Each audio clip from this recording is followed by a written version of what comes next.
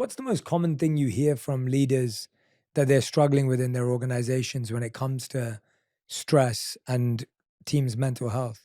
I think a lot of leaders today struggle with, as I spoke to you about vulnerability and how you gave the story about vulnerability, that story plays over and over again. Wow. You know, leaders struggle with how to be vulnerable. And I think it's generational on a personal. I think the new leaders that are going to rise, the ones in their 20s, are going to have no problem. All right?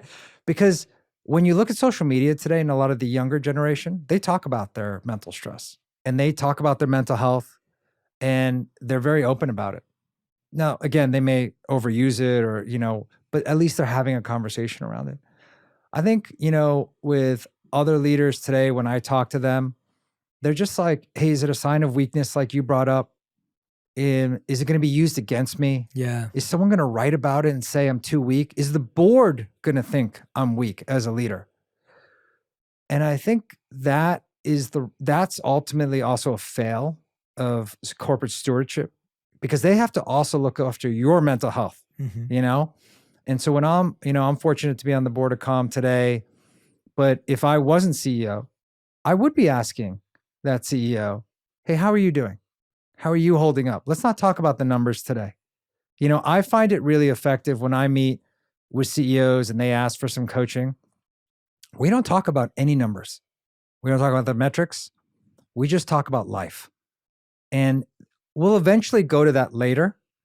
But I think when we start with more of a trusting place where we can understand what's happening around you, then I can be much more thoughtful in the type of advice I give.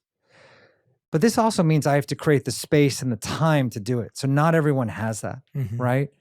And that's where I think it's just really important to be really intentional, right? Be really purposeful in these conversations. Yeah, I think one of the reasons why we struggle to recharge is because when your phone's running out of battery, there's only one, well, we're also bad at this. There's only meant to be one type of charger. Now, I've seen people charge their phone with their Mac charger. Right. You're destroying your phone, right? You'd see it being charged with the iPad charger. But the point is there's one charger. Yeah. And I think when it comes to life, sleep is a charger.